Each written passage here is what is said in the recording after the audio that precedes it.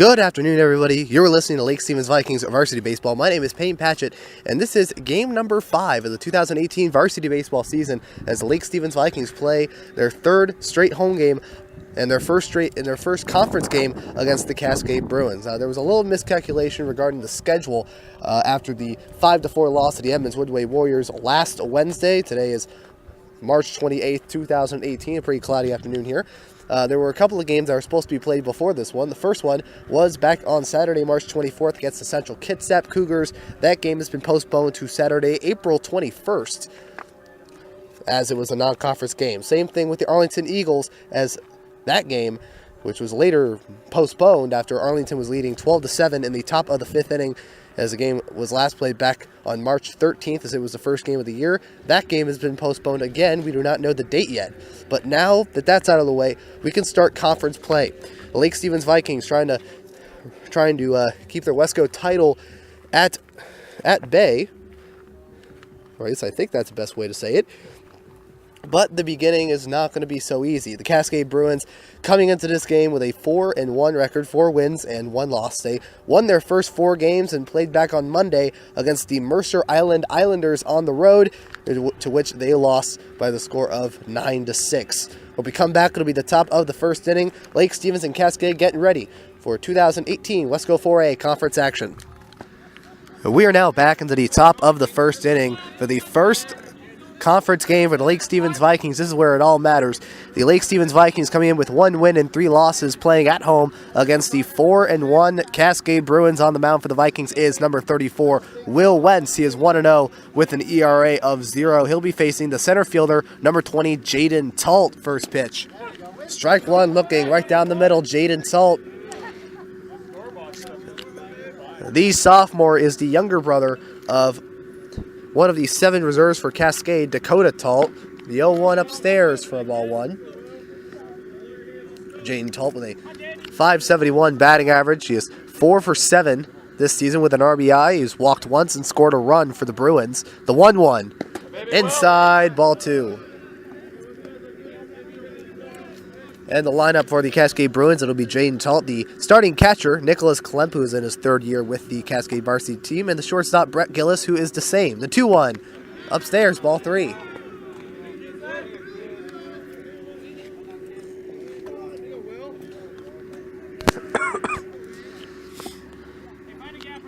And as the 1-2-3 batting order, the 3-1 pitch from Will.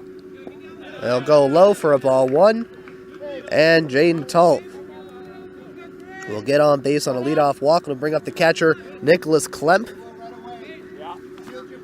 He was an All-Wesco 4A second-team catcher last year. And currently he is 4 of 15. He has a .267 batting average with 3 RBIs, one of them being on a triple throw to first, not in time. And Nicholas Klemp, 1 triple and has scored 6 runs and was one of 6 players in the Cascade lineup who has faced the Vikings last year. First pitch. Strike one, looking. A little check swing by Klemp there. It is Jaden Talt, Nick Klemp, and Brett Gillis. The 4-5-6, the 3rd baseman, number 11, Jacob Sesso, another sophomore. The starting pitcher, which is number 6, Brock Gillis, the younger brother of Brett. Throw to first, not in time. The second baseman, number 1, Ben Hansen. And the 7-8-9 is the right fielder, Sam Barnes, the left fielder, Zach Gill, and the first baseman, Carson Metcalf, who all 7-8-9 batters have faced the Vikings. The 0-1 pitch, swing, and a missed, strike 2. The reserves for the Cascade Bruins.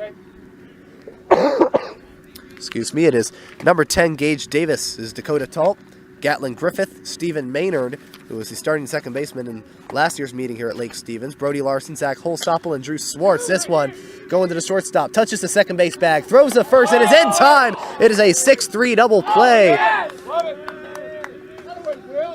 to get rid of any threat by the Cascade Bruins. Theron Perkins fielded the ball right next to the second base bag, and he threw the first with a little hesitation, but he got him just in time. It is 2 outs, and it brings up the shortstop, Brett Gillis.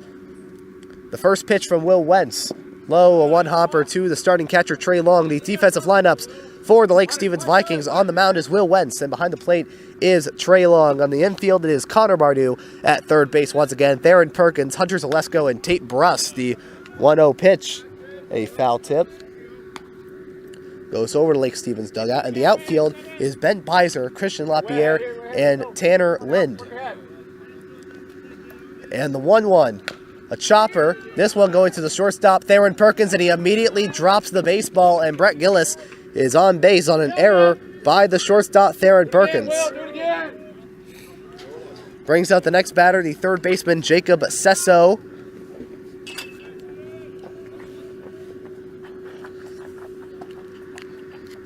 Who is the second sophomore on the team. First pitch, ground ball. This one getting into the glove of the shortstop. Perkins this time clean. Throw to first is in time. A nice reach by the first baseman, Tate Bruss, to end any threat. And it'll be no runs on no hits, one error, and one runner left on. It is Cascade 0. Lake Stevens coming up. It'll be the sophomore Brock Gillis, the younger brother of shortstop Brett Gillis, coming to the mound here in the bottom of the first inning. No score.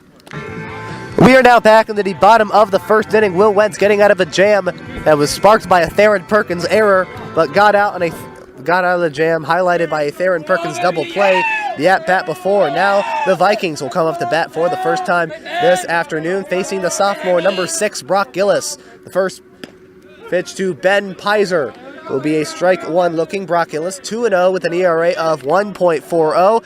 He has played in 2 games, started both of them during 10 innings, allowing 4 hits, 2 earned runs, walked 7, and struck out 11. The 0-1, a hard hit ball. This one going in the center field, and the center fielder Jaden Tolt, he tries leaping for it, but cannot make the catch, and the left fielder Zach Gill has to go and field the ball for him. It'll be a leadoff single. That one, the center fielder Jaden Tolt overestimating how far the ball would go. It would be a leadoff single for Ben Pizer, his 8th hit of the season. Brings up the starting catcher, number 5, Trey Long, who has a .444 batting average with 2 RBIs. First pitch from Gillis. Strike one. No, that is a very close ball. It'll be a ball one. Line up in the Lake Stevens Vikings, Ben Pizer, Trey Long, and the third baseman, Connor Bardew. At the middle of the order is Theron Perkins, Christian Lapierre, and the starting pitcher, Will Wentz. And the 7-8-9 is Lynn Zalesko and Brust, with the right fielder Tanner Lind at 7. Gillis looking over at first. Hunter Zalesko, the second baseman, at the 8 spot, and Tate Bruss, the first baseman, at the 9 spot. And the 1-0 pitch from Brock. And that hits the bat for a foul ball. He's ducking. He's ducking out of the way of the baseball, but his bat was still in the air and the ball hit the bat, so that'll be considered a foul ball. Hey, why do you wear it next time? And Trey is just smiling out there at the at-bat area. That is just really throw to first, not in time to get Ben. As if that didn't hit the bat, that would have easily got the second base for Ben Pizer. And Brock, the 1-1, Pizer, runner goes, swing and a miss. Nick Klemp, the throw to second is not in time. It's a stolen base for Ben Pizer. There's a swing and a miss, strike 2 for Trey Long. It is a 1-2 count, and the Vikings have a runner in scoring position in the bottom of the first inning. Brock getting the sign from Nicholas Klemp, the starting catcher. And the 1-2 pitch. Upstairs, gets past the catcher Klemp, and Pizer will go to third. This time it doesn't hit the bat of Trey Long. It gets the backstop. It'll be a ball 2. Ben Pizer now at third base.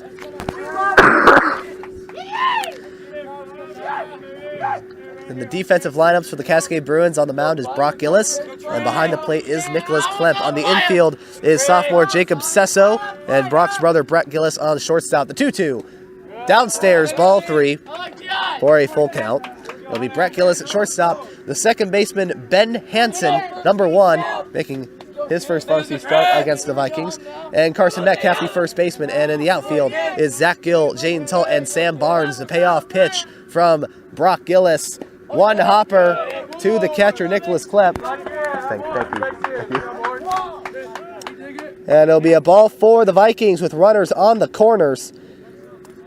With nobody out, it is Brett going to talk to his younger bro, Brock, on the mound. It brings up the number 3 hitter, the third baseman, Connor Bardew. He's having one heck of a pretty good first 4 games. He is 6 for 11 with a .545 batting average, which currently leads the team. That includes a home run and a team-leading 5 RBIs on the year.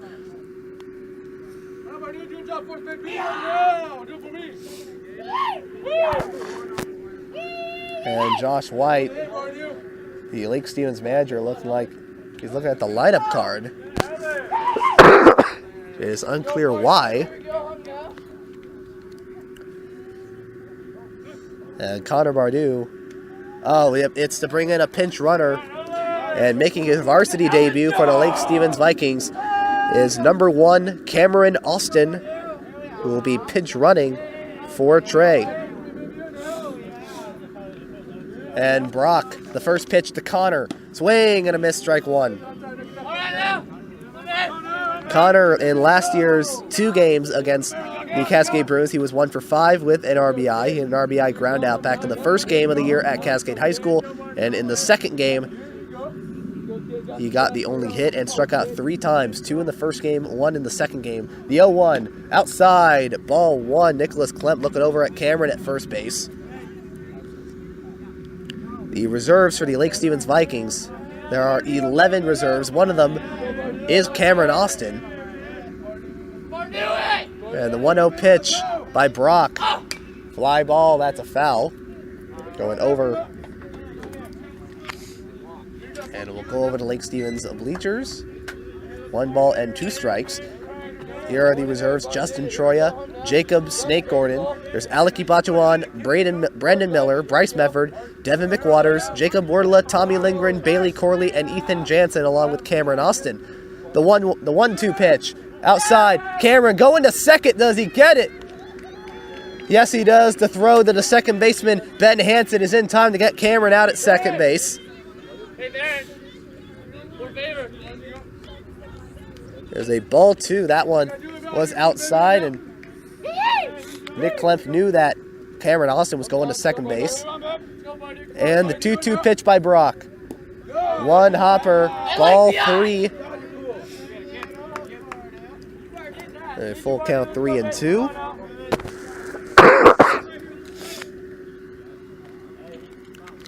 And Brock getting the sign from Klemp once again against the veteran third baseman. The payoff pitch to Brock.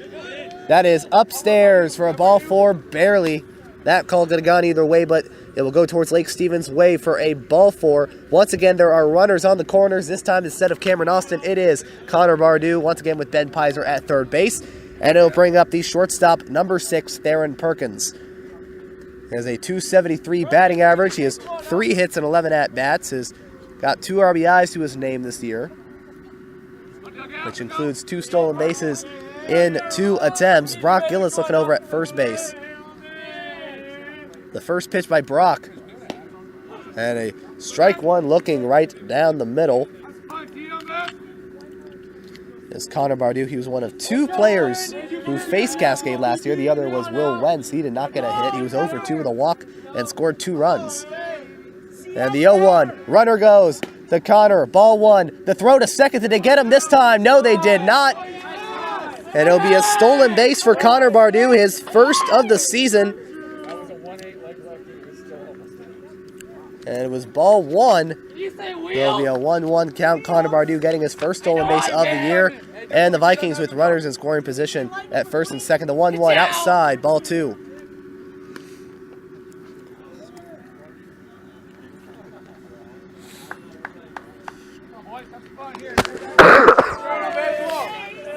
And Brock getting the sign from Nick Klemp. The 2-1 upstairs, ball 3. And the home plate umpire getting a couple of close calls and doesn't have that much time to make the right call, but he's been calling balls almost the whole time. 3-1. check swing, strike 2. It is a full count, 3-2, a second straight full count for Brock as he faces the junior shortstop Theron Perkins. The payoff pitch for the second straight at bat, check swing, ball 4, and 2 straight full counts for the sophomore, and 2 straight walks. It is, or 3 straight full counts and 3 straight walks, as it is now bases loaded with 1 out for the southpaw Christian LaPierre. The first pitch, line drive ball that gets past the glove of the second baseman Hansen.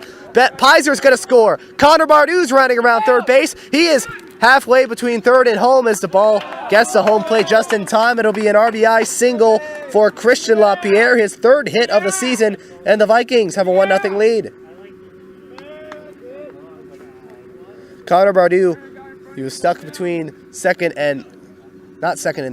and home, when he saw the ball get into the glove of the catcher Nicholas Klemp. He got back to third base safely, though. It'll be Will Wentz who'll be the next batter.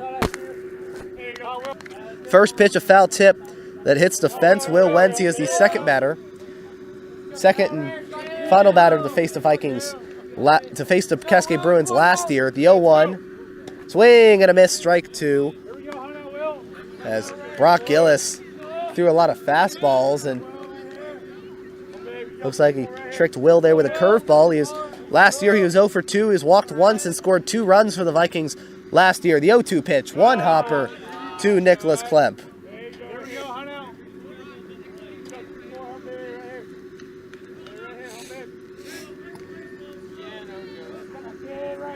Bases loaded, 1 ball and 2 strikes. Brock Gillis getting a couple of signs from Nick Klemp. The 1-2. Upstairs, ball 2. Timeout by Cascade. Nick Klemp going to talk to Brock Gillis. Now, compared to some of the other teams that Lake Stevens has played so far this year, the beginning of this team's matchups were actually fairly recent compared to 2012, which is where we saw most of the teams started facing against each other. This team started facing off in 2014 in the Westco Championship game at Everett Memorial Stadium, where Cascade won 4-1. The 2-2. Swing and a miss, strike 3. Brock Gillis getting him with a curveball again. And that'll be the second out of the first inning. Bases loaded. Tanner Lind coming up to the plate, another southpaw. He was 1 for 8 with an RBI and is 1 for 1 on stolen bases. Mostly been used as a pinch runner this year. First pitch, a slow liner. This one going to the second baseman Ben Hansen. Throw to first is in time, and he'll get him for the 3rd and final out. 1 run on 1 hit, no errors, and 3 runners left on Lake Stevens. They get a run on the board. Will Wentz coming back to the mound, be facing the 5, 6, and 7 hitters of the pitcher Brock Gillis, the second baseman Ben Hansen, and the right fielder Sam Barnes. And we are now back. We are at the top of the 2nd inning. Lake Stevens taking an early 1-0 lead against the Cascade Bruins. Will Wentz facing off against the number 5 hitter, the starting pitcher, and his counterpart Brock Gillis. First pitch upstairs for a ball 1. Will Wentz doing pretty well in his first inning. 5 balls on 7 strikes for a total of 12 pitches. No runs, no hits, 1 error, and 1 runner left on. The 1-0 pitch, a strike 1 looking.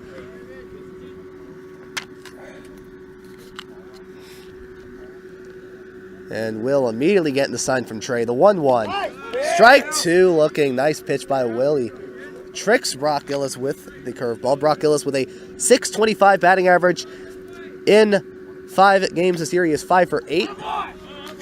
And the 1-2 pitch low for a ball 2.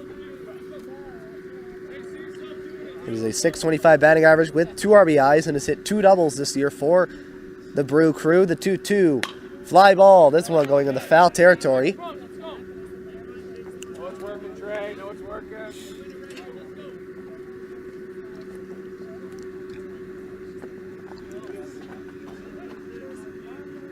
And the 2-2 by Will. Slow liner. This going to the shortstop, Theron Perkins, who moves backwards a little bit in the left field for the first out of the 2nd inning. Brings up the second baseman, number 1, Ben Hansen. He was also used as a pinch runner occasionally for Cascade. If he is not in the lineup, he is 4 for 12 with a .333 batting average. First pitch, a hard hit ball. This one going into right center field. Tanner Lind to short right field. Tanner Lind with the first pitch for the second out of the second inning, and it brings up the third hitter for Cascade in this inning, the right fielder, number 21, Sam Barnes. Currently with a .400 batting average. He was 6 of 15 with 3 doubles and has a team-high 6 RBIs. First pitch, that is a strike one looking, that nasty curveball there by Will Wentz, and it's the bottom part of the strike zone. And the 0-1 pitch. Line drive ball, that gets into the glove of the second baseman, Hunter Zalesko, in an amazing inning by Will Wentz. No runs, no hits, no errors, and nobody left on. A masterful inning there by Will Wentz once again, as it is still 1-0 Lake Stevens. As we go into the bottom of the sixth inning, it will be the 8, 9, and 1 hitters of Hunter Zalesko, Tate Brust, and back to the top of the order with the only guy who scored a run for Lake Stevens, Ben Pizer. We are now back into the bottom of the second inning. Lake Stevens still with a 1-0 lead over the Cascade Bruins, as Brock Gillis faces the sophomore second baseman Hunter Zalesko. First pitch of ball 1, the 1-0 pitch. Going outside, ball 2. Brock with a rough first inning, 14 balls on 13 strikes with 27 total pitches. 1 run on 1 hit, no errors, and 3 runners left on for the Vikes. The 2-0 pitch by Brock. Foul chopper. It'll be a foul ball as it hits foul territory before getting into the glove of the catcher, Nicholas Klemp.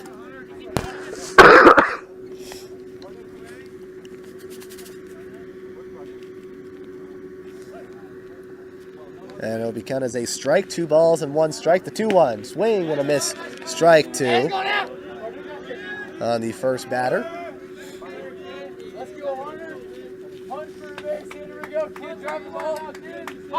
And Brock, the 2-2, the windup and the throw, foul tip. Nice reach by Hunter Zalesko. Now, both of these teams, they started playing against each other back in 2014 in the Wesco title game. Cascade beating the Lake Stevens Vikings 4-1 in a pitcher's duel between KJ Brady, who's currently with the Washington Huskies, and Taylor Shea. The 2-2, foul tip, another foul. And that one going straight back and over the fence for a strike 2. In 2015, that was their first year that the 4A North and 4A South were merged and became the Wesco 4A Conference. The 2-2, upstairs, ball 3, full count.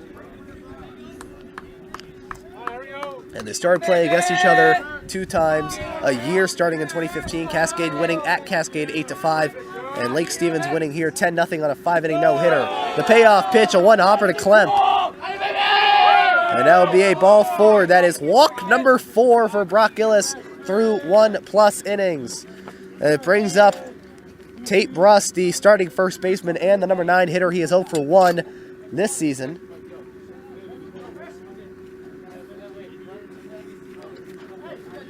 But has had a couple of starts. Hunter, first pitch upstairs, ball 1. So in 2015, it was Cascade winning 8-5 at Everett, and Lake Stevens winning here 10-0 on a 5-inning no-hitter by Sam Pizer, the older brother of the leadoff hitter Ben Pizer. And the 1-0, low for a ball 2. In 2016, it was also split as well, the first game being at Lake Stevens, where Vikings won 3-2, and at Cascade, where the Bruins won 11-3. And the 2-0, low, ball 3, runner goes to second. And Hunter Zalesko looks like he got his hand off the bag before he got his hand on and off the bag, and Nicholas Klemp with his second victim this afternoon. As he threw it to Brett Gillis. He was also struggling to tag him. It was a ball 3, though, so it'll be a 3-0 count. The pitch by Brock, low for a ball 4. Making it walk number 5 now for Brock Gillis. Coming into this game, 2 games with 7 walks. He now is thrown for... Now he has 12 walks. He has 12 walks and 12 strikeouts up to this point this year for the sophomore. We go back to the leadoff spot with Ben Pizer, who hit a single on an 0-1 pitch. Throw to first, not in time to get Tate. And in 2017, Lake Stevens beat Cascade on the road by a score of 1-0, but not without but not without a cost. Mitch Hawley, the Cascade starting pitcher. First pitch outside for a ball 1. Or should I say ball 7. That is the 7th straight ball for Brock. Brock looking over at first base. And the 1-0. Chopper, this one going to the second baseman Hansen, who throws to first. And we'll get Ben Pizer in time. Another slow chopper to the second baseman Ben Hansen for the second out of the second inning. Brings up the number 2 hitter Trey Long, who got on base on a full count walk.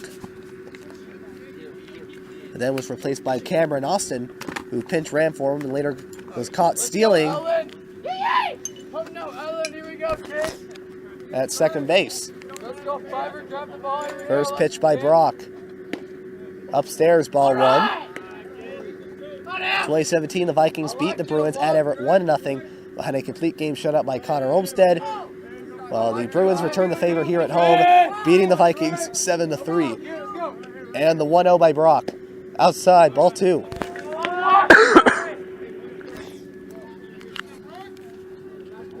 And so far, ever since these two teams have been in the same conference, they have been split.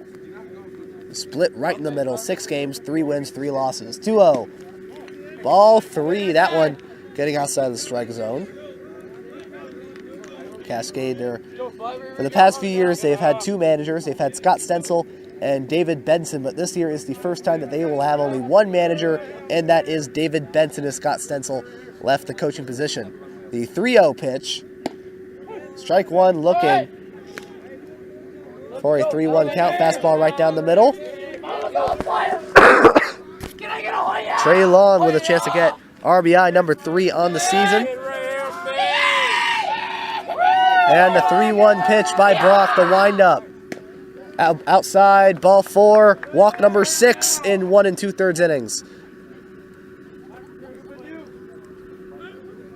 Runners on first and second with 2 outs for Connor Bardu, and once again Cameron is on the base paths.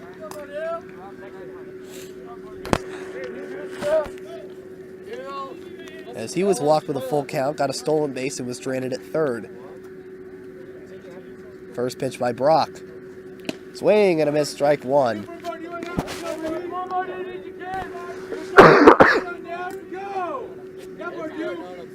And Brock Gillis, probably because he is in this position at a very young age as a sophomore, getting a little shaky in his first conference start. The 0-1. 1 hopper to Nicholas Klemp, the ball in the dirt for ball 1. Student up there, Barney. I see you. Here we go, kid. Student first, athlete second. Now, here we go, kid. Drive the ball. And Brock looking over at second, the 1-1. Outside, ball 2. Nick Klemp looking over at first and second base. I like it a lot. Lake Stevens coming into this game with a record of 1 win and 3 losses. They played their first game against Arlington. They're currently trailing 12-7 in the top of the 5th inning. That game was actually supposed to play that game back on Monday, March 26th, but that game got postponed to a later date. The 2-1. Fly ball. This one staying in the infield. Going into short right field. It is the right fielder, Sam Barnes, making the catch, and the Vikings leave runners on once again. No runs on no hits, no errors, and 2 runners left on to end another rough inning for Brock Gillis. It's still 1-0 Lake Stevens. Will Wentz coming back up on the mound facing the 8, 9, and 1 hitters as we go into the top of the 3rd inning. And we are now back into the top of the 3rd inning. Lake Stevens still with a 1-0 lead over Cascade. Will Wentz facing the left fielder, number 14, Zach Gill. First pitch upstairs for a ball 1. He is 0 for 5 this year, as he's only played in a couple of games this season. But he was easily the most effective against the Vikings last season. The 1-0 pitch by Will. 1 hopper to Trey, ball 2. As he went 3 for 5, including a double. He got hit, and he scored 2 runs in those 2 games last year. And Will, the 2-0. Strike 1 looking. A nice pitch, check swing by Gill. As Will Wentz had a really good inning in the second inning. 2 balls on 7 strikes for a total of 9 pitches. The 2-1 pitch. Fly ball. This one going in the foul territory. Strike 2 for a 2-2 count. is 2 balls, 7 strikes, and 9 pitches for a total of 7 balls, 14 strikes, and 21 pitches total through 2 innings. The 2-2, fly ball, this one in play. Right field, Tanner going in foul territory and making a diving catch. Hell of a play. To his right in foul territory, Tanner Lind making the amazing catch for the second out of the 3rd inning.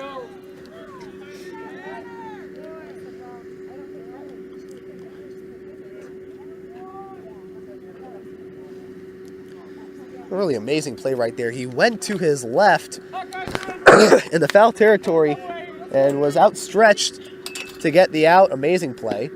First pitch is a strike 1 curveball to the first baseman Carson Metcalf, who was 0 for 3 against the Vikings last season and is currently with a .333 batting average this season. The 0-1. Fly ball, this one going in the right field. Tanner, this one may be a little easier for him, and he will make the catch for the second out. Amazing defense so far, apart from the error by Theron in the first inning. It's been solid. As now go back to the top of the order, Jaden Talt. Back to the top of the order, Jaden Talt. He was walked on 5 pitches and got out on a 6-3 double play in the first inning. First pitch by Will. 1 hopper, nice pick by Trey Long for a ball 1. Currently with no runs, no hits, no errors, and nobody left on in the second inning, with a total of no runs, no hits, 1 error, and 1 runner left on overall. And the 1-0 pitch gets inside and past the glove of the catcher Trey Long for a ball 2. Brett Gillis, he was a Wesco first-team infielder and a Wesco second-team pitcher.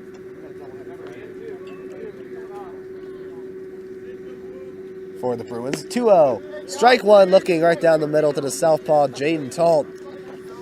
And Cascade, this is why I say they might be pretty good this year. It was because they only lost 3 players. The 2-1. That is a check swing, picked up by Trey, barehanded, and it is an outreach catch by the first baseman, Tate Brust, and touches the bag in time. And that will end the inning. No runs, no hits, no errors, nobody left on, highlighted by an amazing play at right field by the junior Tanner Lind. It is still 1-0 Lake Stevens as we go into the bottom of the 3rd inning. Brock Gillis is getting a little roughed up out there on the mound. He'll be facing the middle of the order. Theron Perkins, Christian LaPierre, and Will Wentz in the bottom of the 3rd inning. You're listening to Lake Stevens Vikings Varsity Baseball. And we are now back into the bottom of the 3rd inning. Lake Stevens still with a 1-0 lead, and in the condition Brock Gillis is in, has a pretty good chance of adding more to the 1 run. Brock Gillis facing against Theron Perkins. Chopper going, and it goes a foul ball straight to the third base coach, Jan Novak, a foul ball. Brock is getting the sign from the catcher, Nicholas Klemp, the 0-1. Swing and a miss, strike 2. Brock Gillis, he had a pretty rough second inning. 15 balls on 8 strikes and 23 pitches to a total of 29 balls, 21 strikes, and 50 pitches. No runs, no hits, no errors, and 2 runners left on with a total of 1 run, 1 hit, no errors, and 5 runners left on overall. The 0-2, foul tip. All right, now in the same scenario that Brock was going through with Hunter Zalesko, who's getting a bunch of foul balls, and when Brock threw outside of the strike zone, wasn't even trying to swing at him. And Brock, the sophomore, wind up the pitch. And does that hit Theron? Looked like it hit him on the tip of the helmet. But once again, for the 3rd pitch this afternoon, it will go over the head of the batter. One of them being called a foul ball, one of them being a wild pitch, and this one just being a normal ball because it's the first batter. The 1-2, foul tip.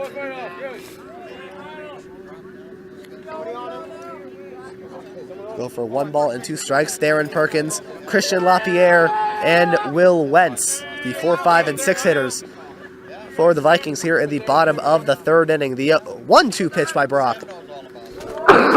Outside for a ball 2. Lake Stevens, they're trailing 12-7 to Arlington. That game currently is being postponed to a later date. The 2-2 pitch. Low, ball 3.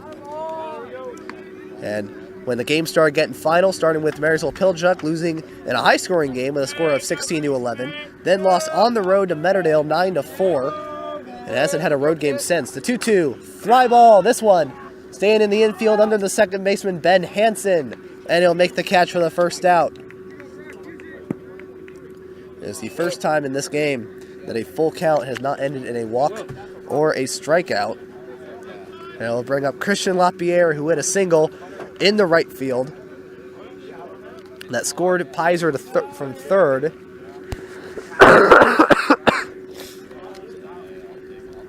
And he hit in the only run of the game, got his second RBI of the year. The first pitch, low for a ball one. Starting with Pilchuck, 16-11. Meadowdale lost 9-4. They played their first of what's supposed to be a 5-game homestead, but instead was a 3-game homestead. 1-0 goes low for a ball two. Instead, it was a first game of a 3-game homestead as they shut out Linwood 6-0, and they lost to Edmonds Woodway on a nail-biter 5-4. The 2-0 pitch, swing and a miss, strike one. For a 2-1 count. And so the Central Kitsap, they were supposed to play Central Kitsap back on March 24th. The 2-1 inside. And that will hit Christian barely in the leg. It will hit him in the right thigh, which is the leg that was facing the pitcher. He is a left-handed. And the Vikings will get a runner on first base with one out. Brings up Will Wentz, who struck out swinging as the only strikeout victim from Brock Gillis. Fly ball, this one staying in fair territory. Looks like staying in fair territory, but leaning in the foul territory. It is the first baseman, Carson Metcalf, and the right fielder, Sam Barnes, who were both running for it to no avail. And the next 5 games for the Lake Stevens Vikings as of right now, because anything can change at this point due to the weather. March 30th at Cascade, April 4th, and April 6th, 2 games during spring break at Mariner and versus Mariner. And then the next week, which is April 11th at Kamiak and April 13th at Kamiak. The runner goes. It'll be a foul chopper. It hits Will. It'll be an 0-2 count.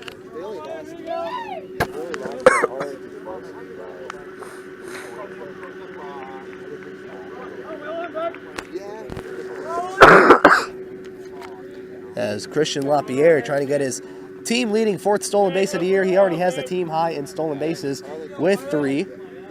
Hunter Zalesko trying to tie that to no avail. He is now 2 for 3 in stolen bases this year. The 0-2. One hopper to Nick. Christian doesn't go.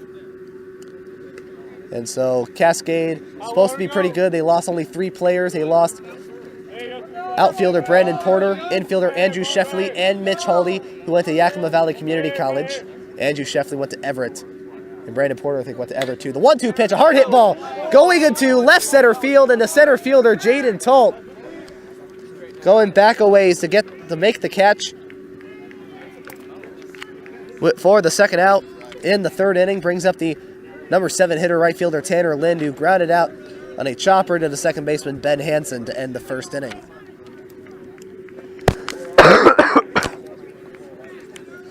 And Mariner has also been a pretty surprising team. They at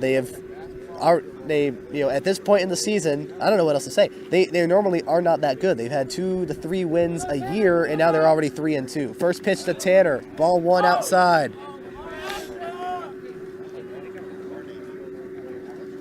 And they're already 3-2, and I'm gonna say right now it's not pretty good non-conference play. They're playing against Lakewood, which is not pretty good in 2A. Shorecrest, which is one of the worst teams in 3A. Runner goes, foul tip. Christian trying to go to second base. And Nick Klemp was ready to throw to second base with a foul tip by Tanner, 1-1. But looks like we got to wait till next week for spring break to see if Mariner is the real deal or if it's just a fluke and their non-conference play is not that good. The 1-1. Outside, ball 2 to Tanner. And then the next 2 games after that, the Kamiak Knights. This is a team, they have lost so many players. And this is why I'm saying that Kamiak might not even get into the Wesco playoffs this year, because they have lost a lot of players. They weren't that good. They didn't make the playoffs with the group of seniors they already had. So there's a chance that they might not even make the playoffs, or they might even be worse than they were last year, which says something because they were not pretty good last year. And the 2-1. Runner goes to Christian. Nick, throw to second. Did he get him? Yes, he did. It's Brett Gillis tagging Christian LaPierre. It is the third runner tagged out. The third runner tagged out, Nicholas Klemp. Looking like the player of the game right now. That was a ball 3.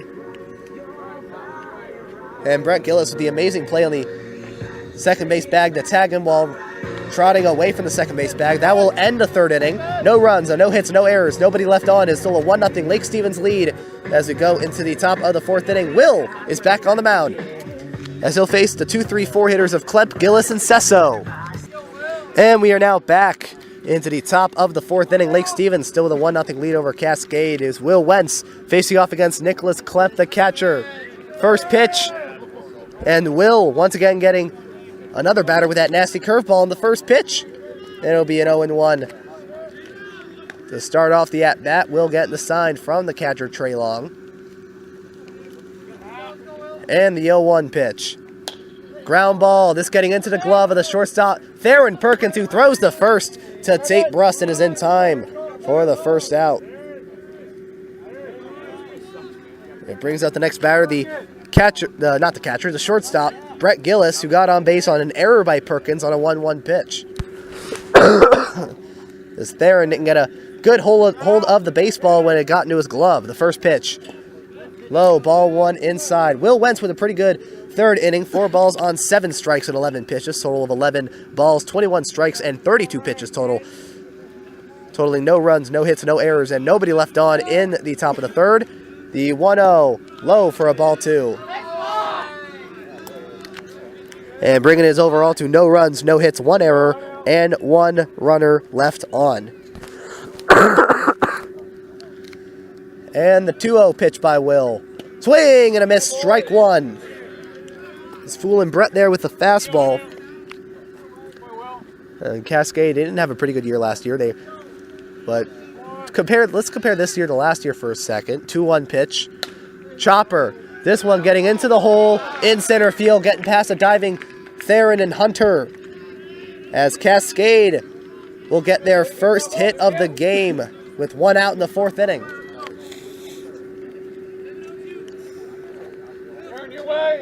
They'll bring up the third baseman, Jacob Sesso.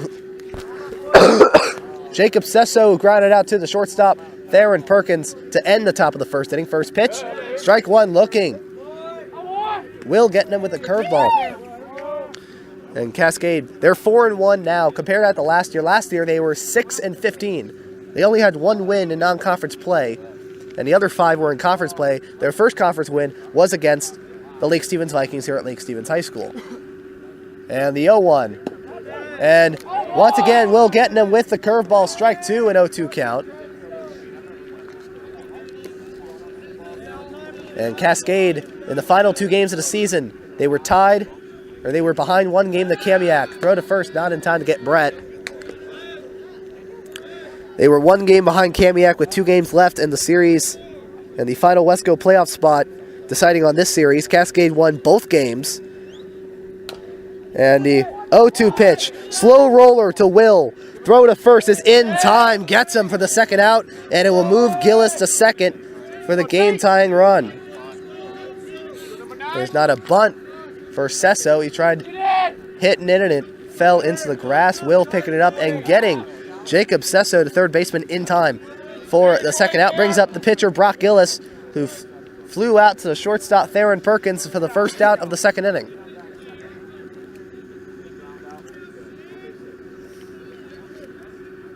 And the first pitch by Will.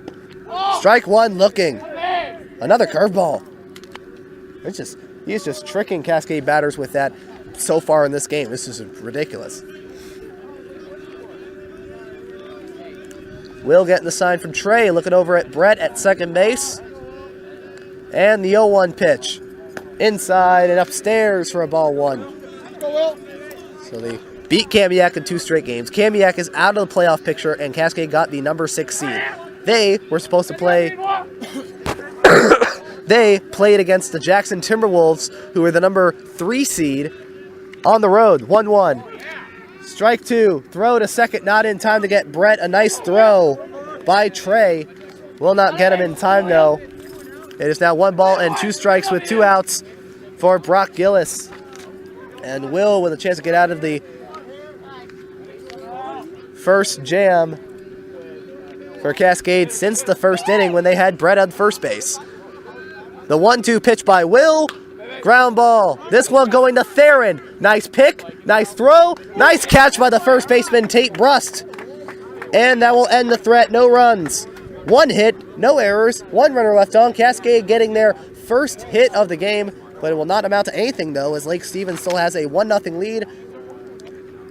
Looks like Brock Gillis might still be out onto the mound. He'll be facing the bottom part of the order of Tanner Lind, Hunter Zalesko, and Tate Brust in the bottom of the 4th inning. It is a 1-0 Lake Stevens lead.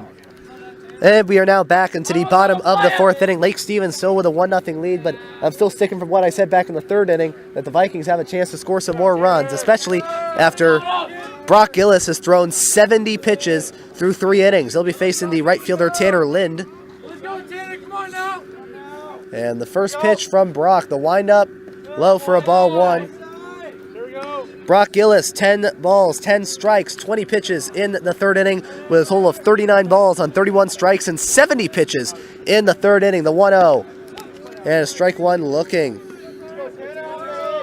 for a 1-1 count. But somehow, even though he threw 20 pitches, it was no runs, no hits, no errors, and nobody left on, keeping it to a total of 1 run, 1 hit, no errors, and 5 runners left on through 3 innings. The 1-1, fly ball. This one going to right field. Back goes Sam Barnes. He is in position to make the catch for the first out of the 4th inning. Now, let me give you a pitcher comparison here. It may look like a pitcher's duel from the score, but in reality, Will Wentz is winning this by a mile. He has thrown 32 pitches through 3 innings, and through 3 1/3, Brock Gillis has thrown 73. More than twice as much as what Will has thrown. First pitch to Hunter Zalesko will be a ball 1.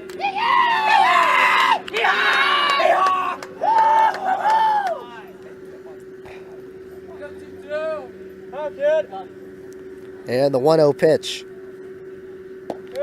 Low for a ball 2. And a 2-0 count.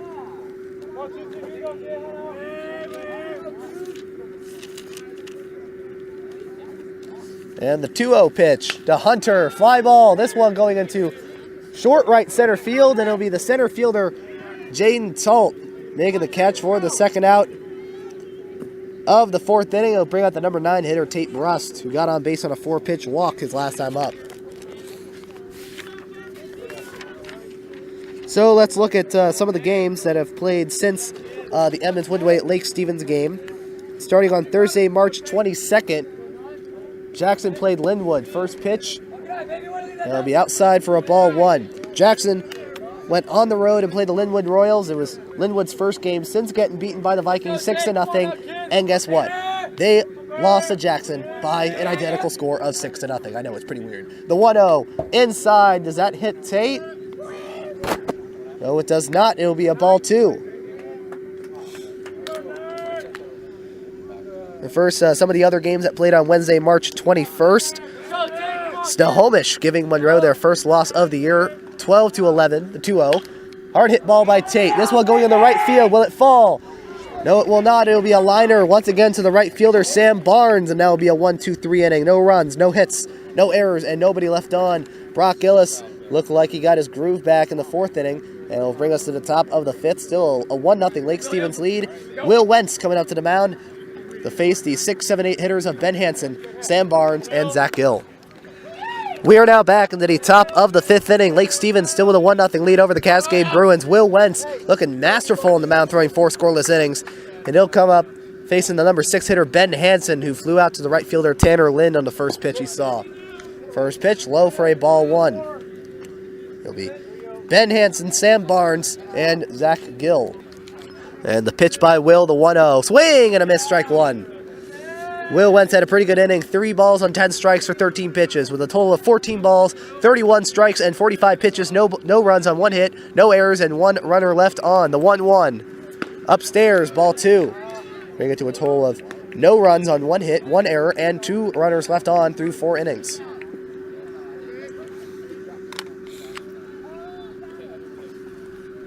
And the 2-1 by Will. Chopper, this one going to the shortstop, Theron again. Throw to first, and a nice one-hop pick by the first baseman, Tate Brust, and that's the first out of the 5th inning. And it'll bring up the right fielder, Sam Barnes, who grounded out to Hunter Zalesko his last time up.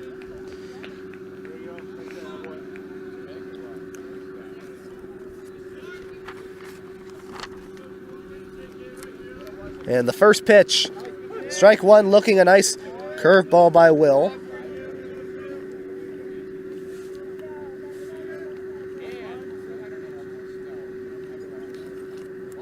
And the 0-1, fly ball. This one is playable right near the fence. The first baseman, Tate Brust, not able to make the catch. It just goes over the fence. And it'll be an 0-2 count. And so apart from the Snohomish-Monroe game, in which Snohomish gave Monroe their first loss, there was Mount Vernon beating Meadowdale by the score of 7-2, and Mariner beating the Lakewood Cougars, a 2A school, by the score of 3-0.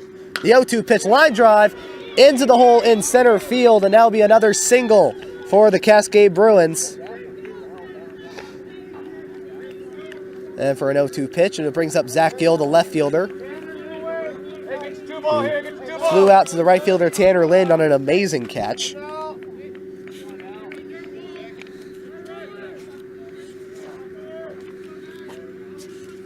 And Zach Gill, last season, he had a .280 batting average. First pitch, low for a ball 1. He had a .280 batting average with 1 double. Has scored 5 runs and hit 3 got 3 RBIs on the year. The 1-0. Strike 1, looking, once again getting with the inside curveball. And last year against Lake Stevens, he was 3 for 5 with a hit batter. He was hit once. He hit a double and scored 2 runs for the Brew Crew. The 1-1, foul chopper going towards the Cascade dugout for 1 ball and 2 strikes. There were supposed to be 4 games played on Friday. And 2 of them ended up playing, or 1 game was played on Friday. But 1 of them ended up playing on Friday. The 1-2 pitch, a foul tip hitting the backstop. Still 1 ball and 2 strikes. The only game that was played on Friday, March 23rd, was Monroe at Shorewood at Meridian Park Fields, which is an AstroTurf field, as it was raining that day. Monroe won by the score of 3-0. Glacier Peak and Meadowdale, that game was postponed to the 24th. That one, a nice play by Connor. Throw to second for the fielder's choice. No, he dropped the baseball. Connor Bardew, he got the ball on a 1-hopper. Made him lose his balance. Throw to second, it was not in time. And a timeout by Lake Stevens. Josh White going up to the mound, facing Carson Metcalf. With Cascade getting a game-tying run at first base. Now the entire infield is going to the mound with the game-tying run at second base in Sam Barnes. That'll be a single for Zach Gill, as there was no way that Hunter Zalesko was able to throw to first in time. It looked like it would have been a fielder's choice to get Barnes out in second, but instead it would be runners on first and second with 1 runner on. The Vikings still have a chance to end the inning with a double play.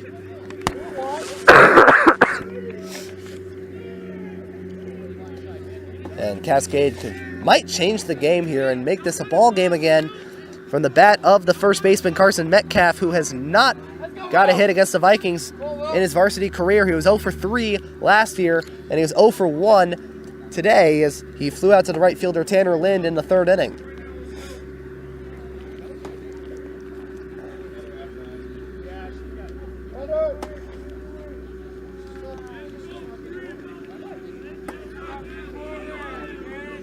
And Will looking over at second base. And the first pitch to Metcalf. Check swing upstairs for a ball 1.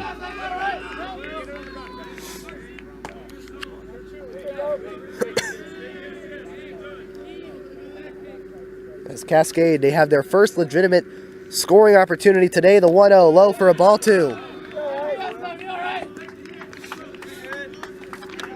So there were 2 other games that were supposed to be played after that on Friday, March 23rd. Cedar Crest was supposed to play at Mariner, but that game got postponed to April 2nd. And Cascade, they were supposed to play at Edmonds Community College against Federal Way, but that game got postponed due to rain. And there's no date yet on when that game's going to be played. 2-0 swing and a miss, strike 1. That's huge. That's huge. A lot of confidence. And on Saturday, March 24th, there were 3 games that were supposed to be played. 2 of them ended up playing, with the Central Kitsap Lake Stevens game being the only one that didn't play. There was Kamiak play against Bothell. Bothell won 6-2. The 2-1 low for a ball 3. And Edmonds Woodway playing Jackson, and Jackson winning by the score of 3-2. So 3 balls and 1 strike from Will Wentz to the first baseman Carson Metcalf. Looking over at second base, the windup and the throw by Will. Line drive ball, this one going to the center field. Will that fall? Yes, it will. 1 run will score. And the throw to home is cut off by the shortstop. It'll be an RBI single by Carson Metcalf, and the game is now tied at 1. That one getting past the glove of the shortstop, Theron Perkins. Into short right center field. The game leading run is at second base for the center fielder, Jaden Talt, who is 0 for 1.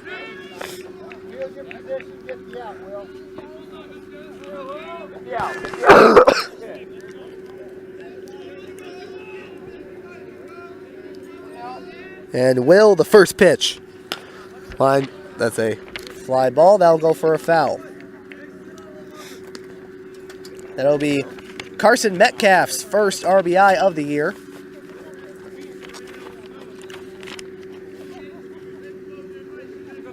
For the Bruins. Here is Will Wentz, the windup and the 0-1. Fly ball, that one's going to go into center field. Ben Pizer, no, Christian LaPierre is under it at center field and will make the catch for the second out. That is a huge out for Lake Stevens. They have Nick Klemp, who grounded out to the shortstop, Theron Perkins, and both times he was up. With now 2 outs, runners on first and second base, with the game now tied at 1. Now the question is here, will David Benson put Brock Gillis back in the game? He's thrown 79 pitches through 4 innings. If I'm looking at it correctly, he might. Well, anyway, first pitch, ball 1, trying the curveball. Brock Gillis in his last start against the Inglemoor Vikings, in which the Bruins won 4-2. He threw 95 pitches and got the win.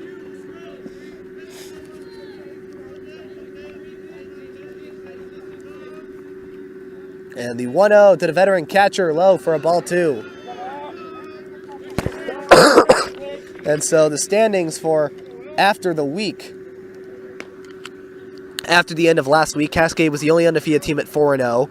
There were 4 teams with 2 losses. Monroe, who was 4-2, and Mount Vernon, Mariner, and Jackson, who were all 3-2. And the 2-0 pitch by Will. Line drive ball, that barely gets foul. That would have been a game-changing hit right there. 2 balls and 1 strike. As Tate Bruss, the first baseman, was diving for it. As it's not Brett Gillis, that's the last inning. Zach Gill is at second base. Carson Metcalf, he got his first hit of his varsity career against Lake Stevens. He is at first. 2 balls and 1 strike for Will Wentz. Looking over at second base towards Zach, the 2-1. Chopper, this one going to Theron. Toss it to second in time to end the threat. The Vikings will end the threat in the 5th inning, but their damage is already done. 1 run on 3 hits, no errors, and 2 runners left on. Cascade has tied this game up at 1-1. It is the first earned run for Lake Stevens, or for Will Wentz in this case, this season. Brock Gillis throwing 79 pitches. He'll come back up into the 5th inning as the Vikings will give him the top of the order. They'll hopefully retake the lead here at the bottom of the 5th inning. And we are now back into the bottom of the 5th inning. Cascade has tied this game up at 1. Brock Gillis still on the mound for the Bruins, as he'll be facing the leadoff batter, Ben Pizer, who is 1 for 2 with a single and has scored the only run for the Vikings. First pitch, a strike one looking fastball. Brock Gillis, he had a pretty good inning. 5 balls, 4 strikes on 9 pitches with a total of 44 balls, 35 strikes on 79 pitches. The 0-1. It'll be a one-hopper getting past the glove of the catcher, Nicholas Klemp. But somehow, through 79 pitches in the 4th inning, no runs, no hits, no errors, and nobody left on. While for Lake Stevens, 1 run on 1 hit, no errors, 5 runners left on still. And the 1-1 by Brock. Hard hit ball going into left center field. Jaden Talt running for it. And will make the running catch at left center field is the sophomore Jaden Talt for the first out. With the left fielder Zach Gill running right by him, it'll bring up Trey Long.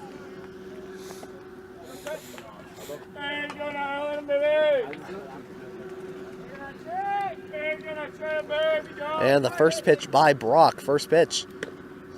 Ball 1 upstairs. For the standings, Cascade was the only team undefeated. Jackson, Mariner, and Mount Vernon with 3-2. Monroe was 4-2. The 1-0. Foul tip. And that one going for a foul ball. 1 ball and 1 strike. And Lake Stevens didn't even get the worst record. It didn't even get the worst record of any team in Wesco. Lake Stevens, they were 1-3. Kamiak was 1-4. Glacier Peak is 2-4. The 1-1 foul tip hits the fence. 1-2.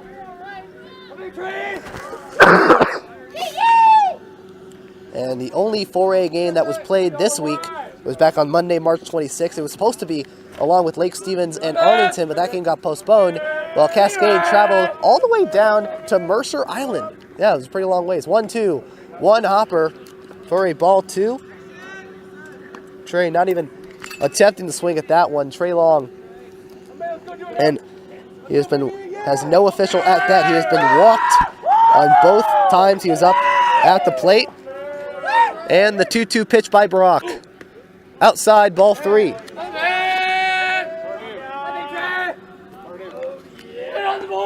And Cascade, they were playing on the road against Mercer Island, where the weather is completely different than here because it was a long ways, and lost 9-6. The payoff pitch. Hard hit ball going into left field. Back goes the left fielder, Zach Gill, and he makes a running catch for the second out. And it will bring up the number 3 hitter, Connor Bardou, who was 0 for 1 with a walk in the first inning, and flew out to the right fielder, Sam Barnes, in the second. And has not been up to the plate since. And Cascade, they were playing a pretty tough Mercer Island team. Brett Gillis, he was the starter for them in that game. First pitch upstairs for a ball 1. And Brett facing a Mercer Island team that's projected to win the 3A state title and got all 21 pitching wins back from last year. 1-0. And the strike 1 looking, hits the bottom part of the strike zone.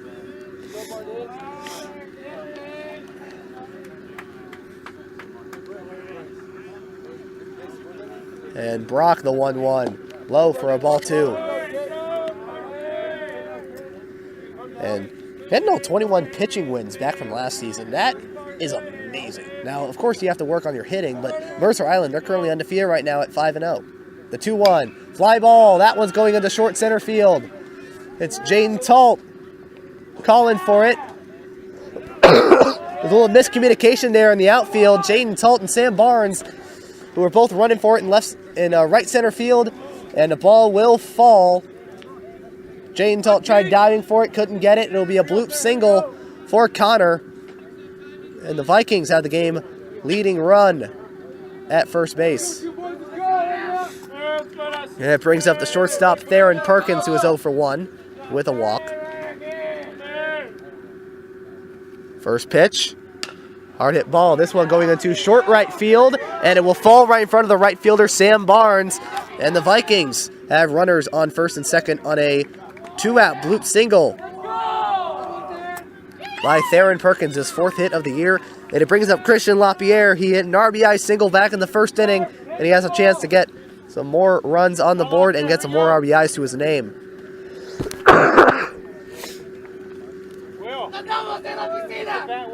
Let's go now.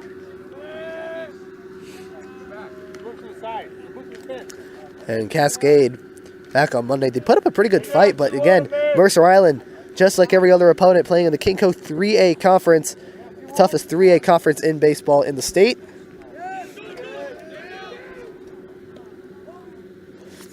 And the ball, first pitch is a ball one, gets past. Never will get past the catcher, Nicholas Klemp. He throws to third as Connor was running for third base, and he gets there just in time. Lake Stevens now with runners on the corners and 2 outs.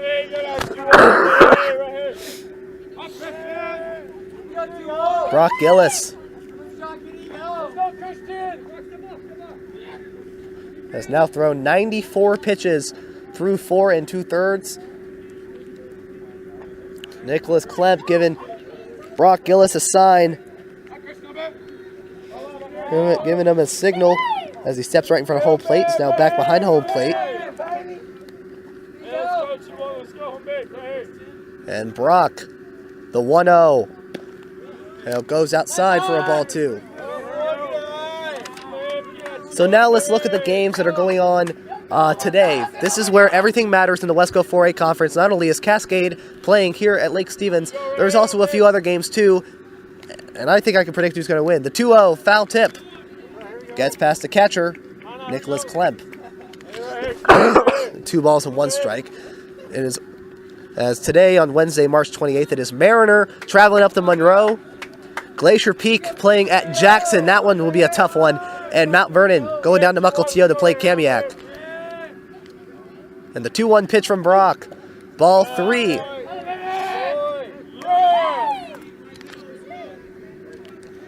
It's 3 balls and 1 strikes. 3 ball and 1 strike, not strikes. Now at 97 pitches for Brock Gillis.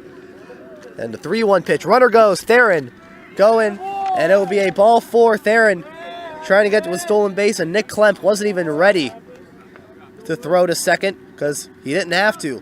Is now bases loaded once again for Lake Stevens. Posing the first serious scoring threat since the second inning as Will Wentz will come out to the plate. And a timeout by Cascade, David Benson, and the entire infield. Apart from Jacob Sesto, the third baseman, going up to the mound. 97.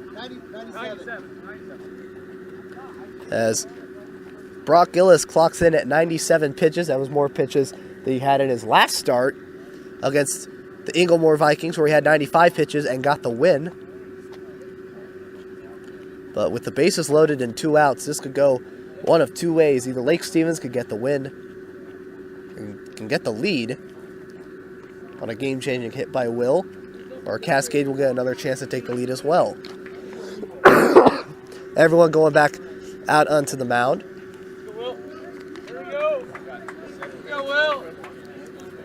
Brock Gillis going on to the mound, and the entire infield going back to their respective positions as Will Wentz will come up to the plate. He is 0 for 2 in this game. He was 0 for 2 in the 2 games last year. He was walked once and struck out twice. First pitch, a ball 1. Pitch number 98. There is a rule in the WIAA enacted last year where a pitcher is supposed to throw over 100, can only throw 115 pitches maximum. Next pitch outside for a ball 2. As last year we saw a couple instances of that, specifically to Connor Olmstead in the Wesco Championship game and Riley Olmstead in the semifinal. And the 2-0 pitch, check swing, strike 1 looking. Will Wentz was also Brock's only strikeout victim, as he has 1 strikeout. And the pitch, ball 3. I like it. Yes, I do. As Brock Gillis, he has 7 walks in this game, and it looks like he might be on the road for number 8. The 3-1 pitch. Strike 2 looking as a... as Will Wentz did not like the call, payoff 3-2. This next pitch can change the game right here. Bases loaded, full count, 2 outs, game is tied at 1. The payoff pitch by Brock.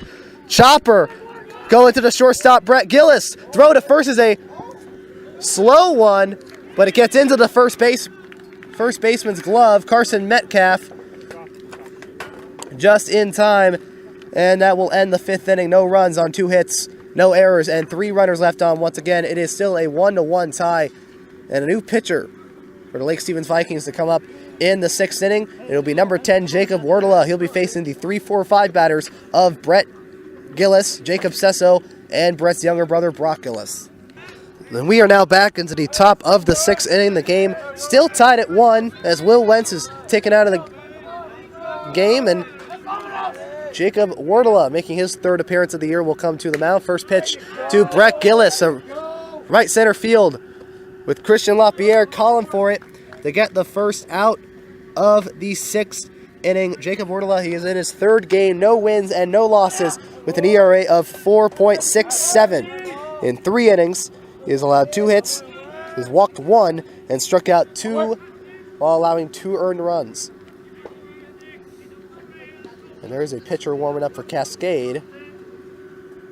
First pitch, a line drive ball getting out of the glove of Connor Bardou, rolling away from Bardou, and it will be an error by the 3rd baseman.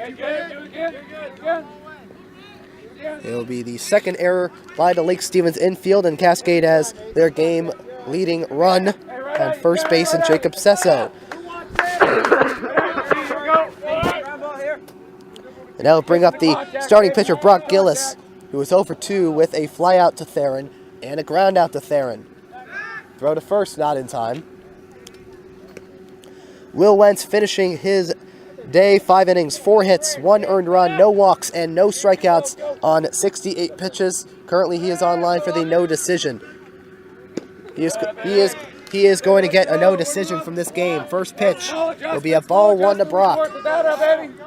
If Cascade does not score in this inning, then Brock Gillis will also get a no decision. And the 1-0 upstairs, ball 2.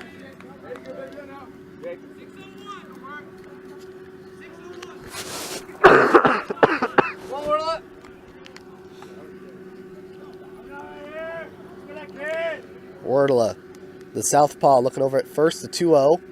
Low, inside, ball 3.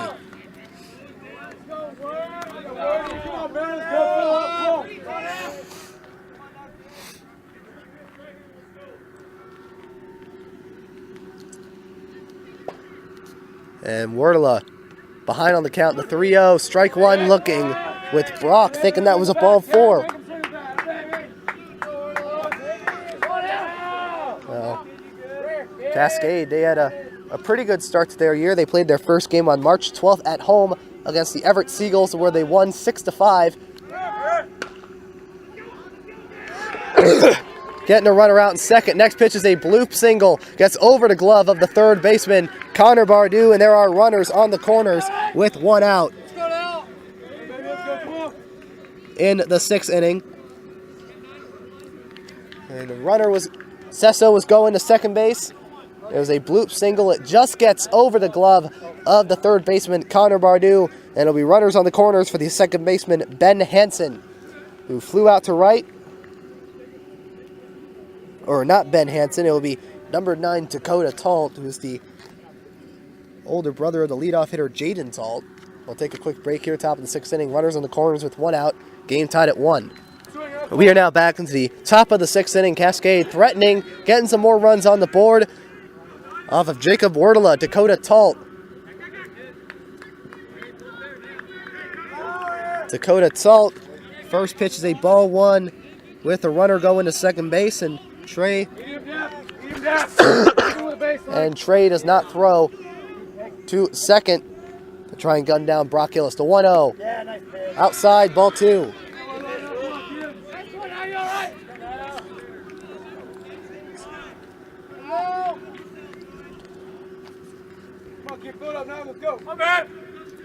And the 2-0 by Wardela.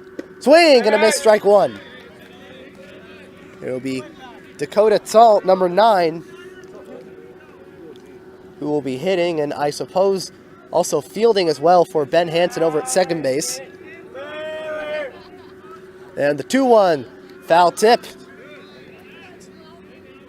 It's a chest piece of Trey Long, 2 balls and 2 strikes.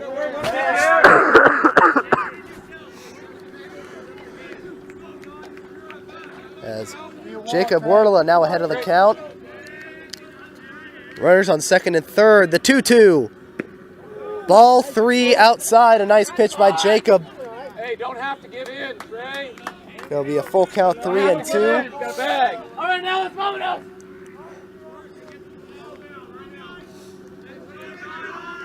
And the payoff pitch by Jacob.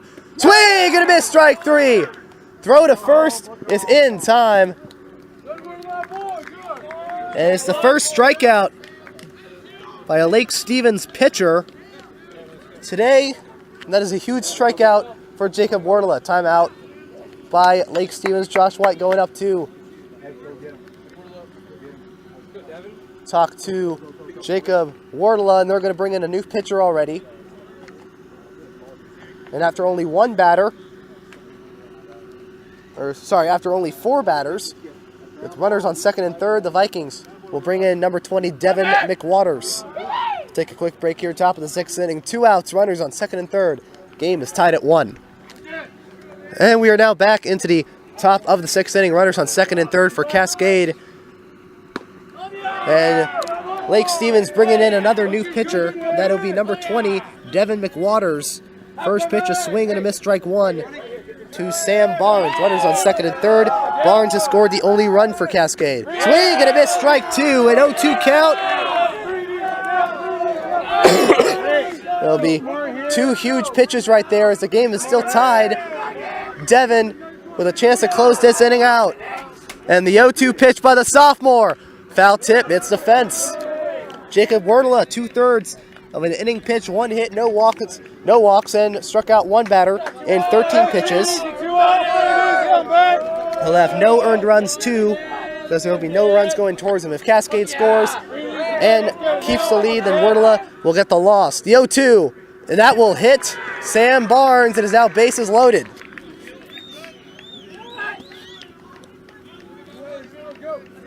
Now bring up Zach Gill, who was 1 for 2 with a single and a fly out to the right fielder, Tanner Lind.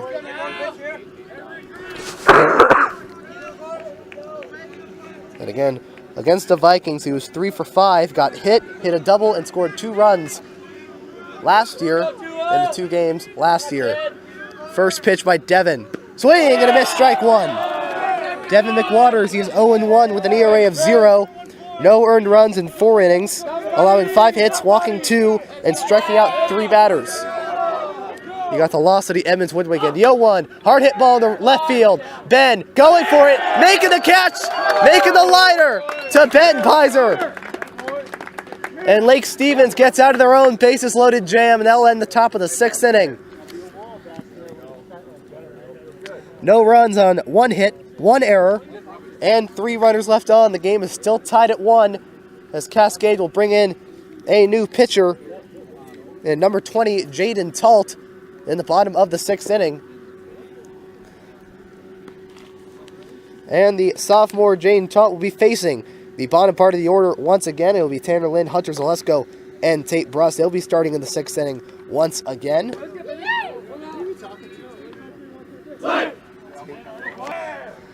We are now back into the bottom of the 6th inning. Lake Stevens getting out of their own bases loaded jam and now in position to get some runs of their own on the board for the first time since the 1st inning. Cascade bringing in a new pitcher, number 20, Jaden Talt, facing Tanner Lind. First pitch, tries to bunt for it. Strike 1. Tanner is 0 for 2 with a ground out to the second baseman, Ben Hansen. And a fly out to the right fielder, Sam Barnes. The 0-1. Tries bunting for it again. It's called a strike 2.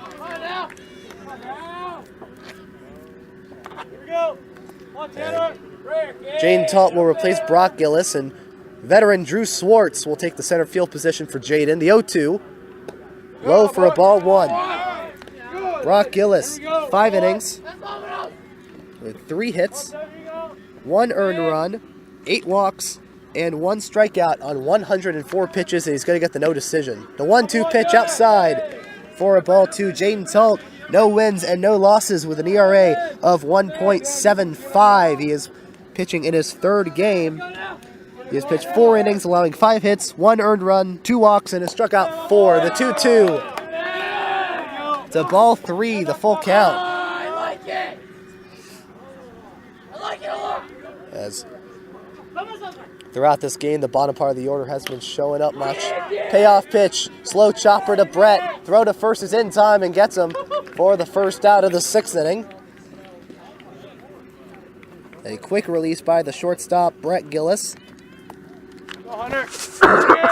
as he immediately throws to the first baseman, Carson Metcalf, to get him out in time. Or not Carson Metcalf, now Brock Gillis is the first baseman. Now bring up Hunter Zalesko, strike one looking.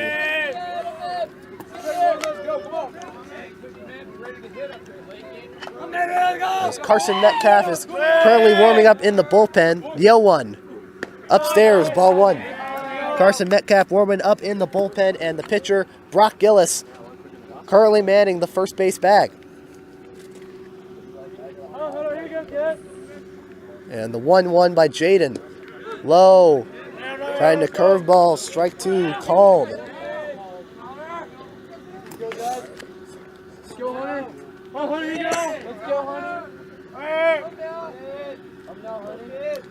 And the 1-2 by Jaden. Swing and a miss. Strike 3. Jaden. The sophomore getting fellow sophomore Hunter Zalesko swinging for the second out of the 6th inning. Yeah, bring up the number 9 hitter, Tate Brust, who is 0 for 1, who was walked and flew out to the right fielder, Sam Barnes. First pitch by Jaden. Inside, ball 1.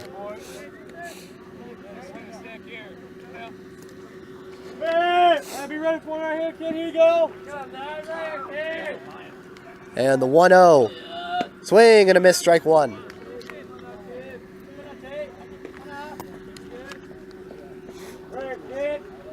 And Jaden immediately getting the sign from the catcher, Nick Klemp, the 1-1. Upstairs, ball 2.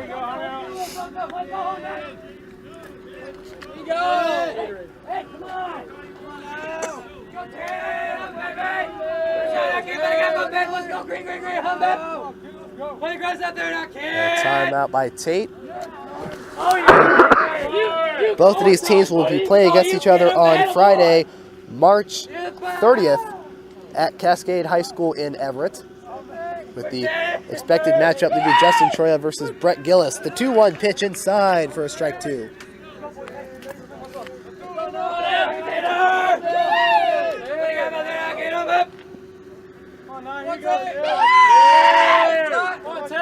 And Jaden, the 2-2. Upstairs, ball 3.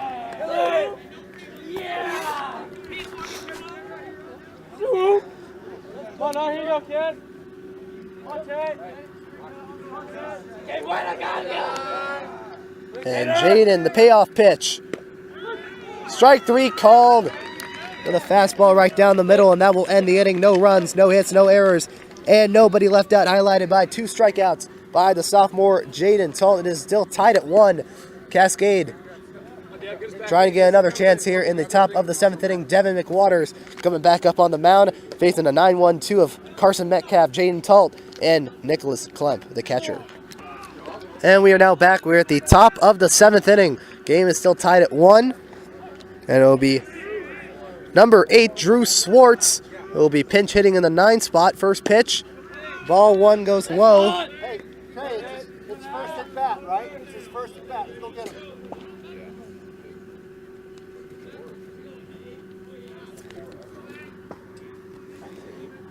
As Drew Swartz is one of the many Cascade players returning from last year. And the 1-0 pitch.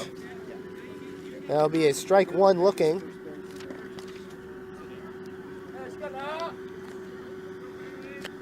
And the 1-1 by Devin. And that'll be a fastball that hits the top part of the strike zone. Strike 2 looking. Drew Swartz, last year he was 1 for 2 with a run, a stolen base, and was walked once. He got a .250 batting average with a double, scored 10 runs, and had 4 RBIs. The 1-2. Strike 3. Strike 3 called. That hit the bottom part of the strike zone. Drew was sitting there for a second, wondering if that pitch was actually a strike. Found out that it actually was, And it will give Devin McWaters his 4th strikeout of the year and his 1st strikeout of the afternoon as it brings us back to the top of the order. First pitch is inside, ball 1 to Jaden Talt, the new pitcher. He is 0 for 2 with a walk in the first inning and then got out in the 6-3 double play.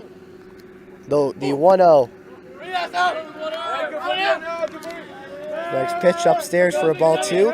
That was in the first inning. In the third inning, he got out on a slow grounder to the catcher. In the 5th inning, he flew out to the center fielder, Christian LaPierre. The 2-0. Outside for a ball 3 for a 3-0 count. As Nicholas Klemp was the hero in last year's game. Game was tied at 3. He had a 2-run double in the 7th inning. And then after that, 2 more runs were scored, and the Vikings lost 7-3. The 3-1 pitch, strike 1 looking right down the middle for a fastball. So here are some of the games that Cascade played. Starting on March 12th, they played at home against Everett. They beat Everett 6-5 after Nick Klemp gunned down a runner at second. The 3-1, foul tip. Hits the backstop, full count 3-2. And after that, they played on March 16th against Bothell, beating them 6-1. Played at Arlington, beat them 8-6. That's currently Arlington's only loss. And then played another King Co opponent in Inglemore and beat them 4-2 before playing Mercer Island. The payoff pitch, and that'll be a ball 4. No, wait a minute. That's a nasty pitch by Devin McWaters, and it's the bottom inside part of the strike zone. And Devin McWaters, he was going around the pitch count, went from a 3-0 to a 3-2 and struck out Jaden Talt looking. Here's Nicholas Klemp, who is 0 for 3 on the afternoon. Strike 1 looking on the first pitch from the sophomore, Devin McWaters.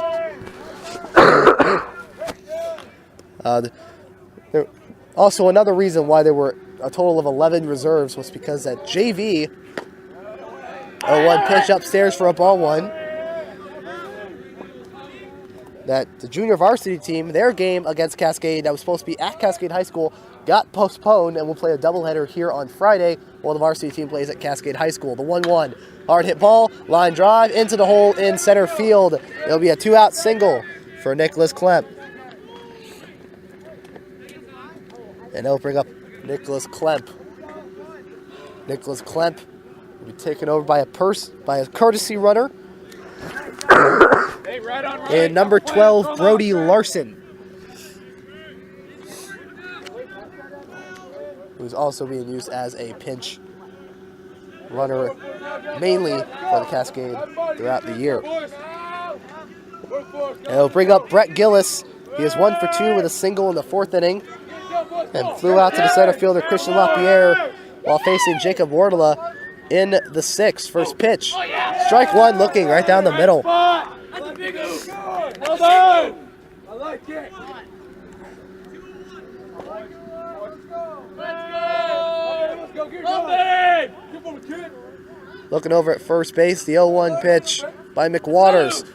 Foul tip and 0-2 count.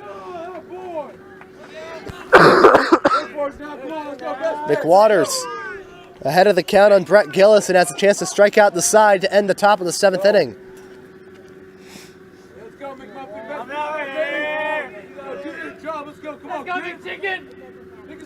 Devin looking over at first.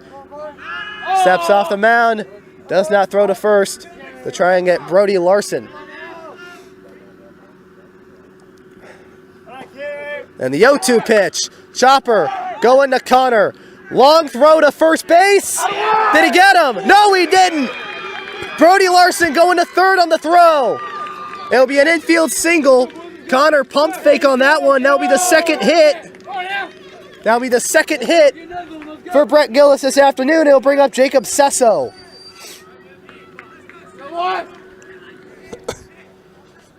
And Connor got the ball. He pumped fake once or twice and threw it to the first baseman, Tate Bruss, but not in time, though. And because of the throw, Brody Larson moved to third, so Cascade has their game-winning run at third base, as the opponent has the game-winning run at third base for the second straight game. And the first pitch, strike 1 looking to Jacob Sesso. He is 0 for 2, got on base on an error by the third baseman Connor Bardew, but was stranded at third base, and he represented the game-leading run. Now we have Nicholas Klemp. He is representing, or no, Brody Larson. He is representing the game-winning run. And Brett Gillis at first base is representing some insurance. And the 0-1 upstairs for a ball one and a nice catch. As Trey was able to get that one.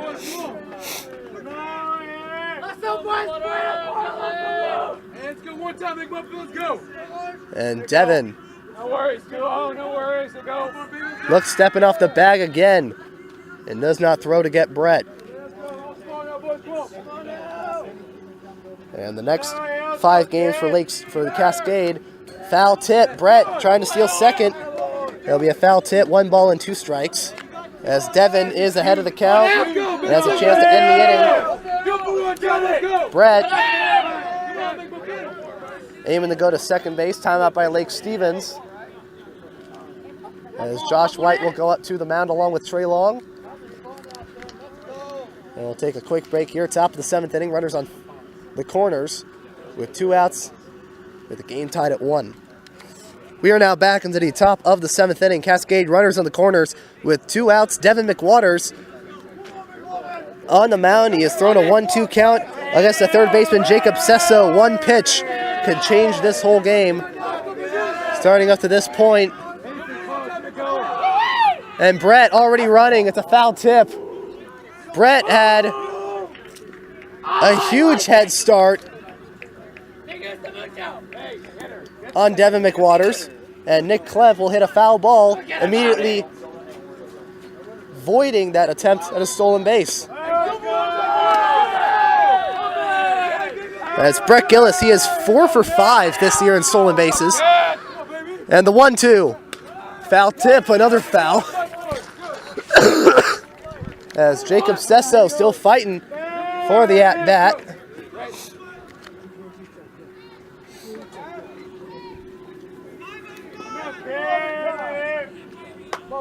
As Devin McWaters, the sophomore, fighting against the third baseman, the junior, Jacob Sesso. Runner goes. And Devin's got Brett into a rundown. And Brody Larson will now score as Brett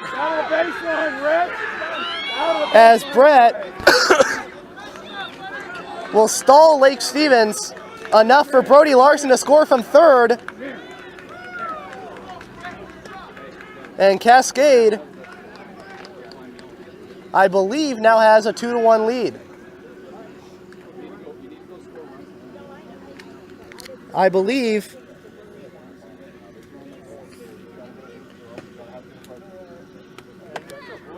And yes, they have. They have scored. Brody Larson scoring from third base on a stolen base, with Brett Gillis stalling the Lake Stevens infield between first and second base.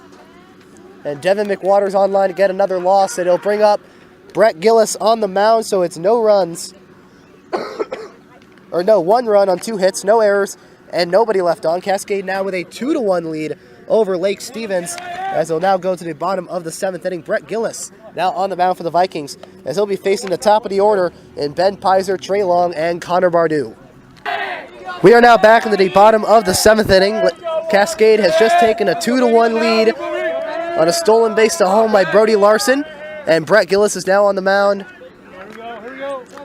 in the bottom of the 7th inning to try and get the save. He's facing off against Ben Pizer, and the first pitch is a strike 1 looking, the 0-1. Ball 1 outside. Very, very similar to what happened in the last game, with Edmonds Midway scoring 2 runs in the 7th inning after the Vikings were up 4-3. Next pitch is low for a ball 2. As Lake Stevens struck out with the bases loaded. And the 2-1 pitch, strike 2 looking. Brett Gillis, 1 win and no losses with an ERA of 0 in his 3rd game of the year. The 3-1. Ball 3, the full count 3-2. Ben Pizer is 1 for 3 with the only run scored for the Vikings. And the payoff pitch. Low for a ball 4, and the Vikings have the game-tying run on first base. Oh, you're good. Wait a minute. No, that was a strike 3 called. Good trail, baby. It's a strike 3 called, and that's the first out. Very questionable pitch there by Brett Gillis. And they got the first out. First pitch, a foul tip for Trey Long. Foul tip an 0-1 count.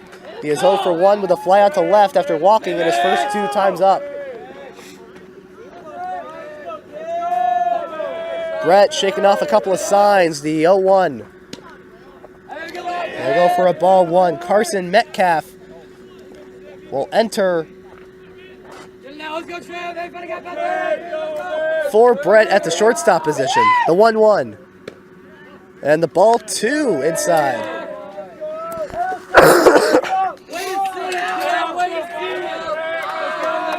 And the 2-1 by Brett. Strike 2 looking for a 2-1 count. Let's go, do one time. Good job, man. Let's go, come on. And Brett getting the sign from Nick Klemp, the 2-2. Hard hit ball, line drive, straight to the second baseman, Ben Hansen for the second out.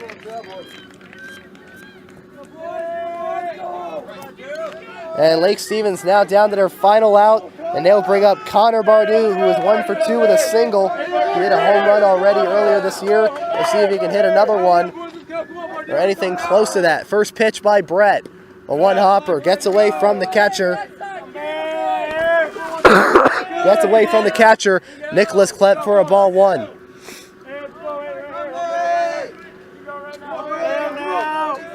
And the 1-0. Strike 1 looking right down the middle.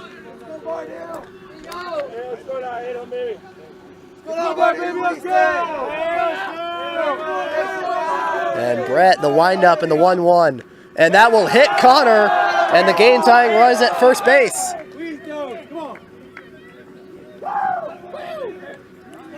And Lake Stevens now this time has the game tying run on first base, and pinch running for Connor Bardou will be number 15, Bryce Mefford.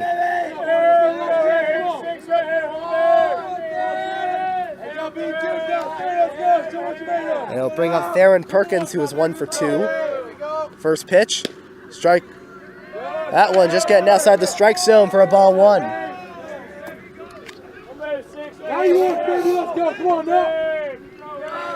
And the 1-0. Swing and a miss, strike 1.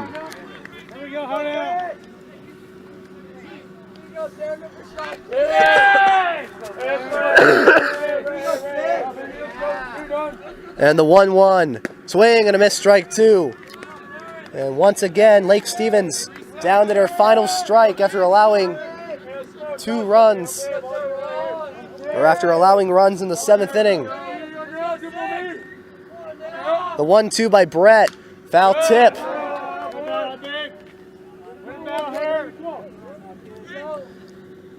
As that will go for a 1-2 count.